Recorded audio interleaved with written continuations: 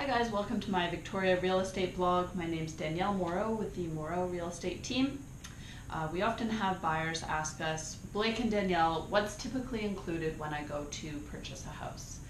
So there's a few different items that are typically included and some that are negotiable. So the first being appliances. We usually tend to see appliances included in the sale of property. Always good idea to write it into the contract of purchase and sale and indicate that you would like the existing appliances such as the fridge, stove, microwave, dishwasher, washer, dryer, etc.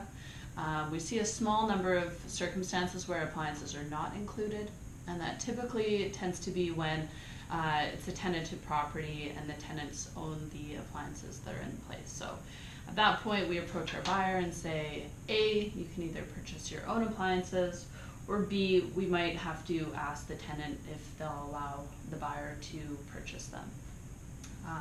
So those are just things that we have to navigate through when it comes to the offer. Another typical inclusion that we see are what we call fixtures. So anything that's fixed to the property, such as a light fixture or a built-in shelf, something like that. We don't need to include those in the contract. They're just going to be included no matter what. Another thing that's always included typically are window coverings, so any cut blinds, but it's a great idea to specify that in the contract that you would like them to be left behind.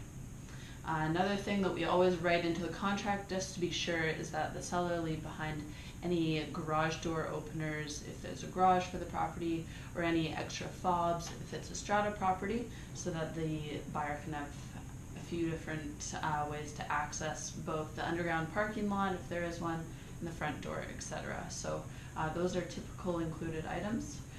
Other than that, we always tell our buyers that everything's negotiable. So if they walk into a property and they just absolutely love the couch that's in the living room, that obviously would not be included, but it could be negotiable. So there is a way to write that into the contract and ask the seller if there's a chance that they can leave it behind. So at the end of the day, it's just about us working with the buyer and the seller trying to come to a mutual agreement. So if you have any questions about anything that I talked about, feel free to email me, Danielle@movetovictoria.com. Thanks guys.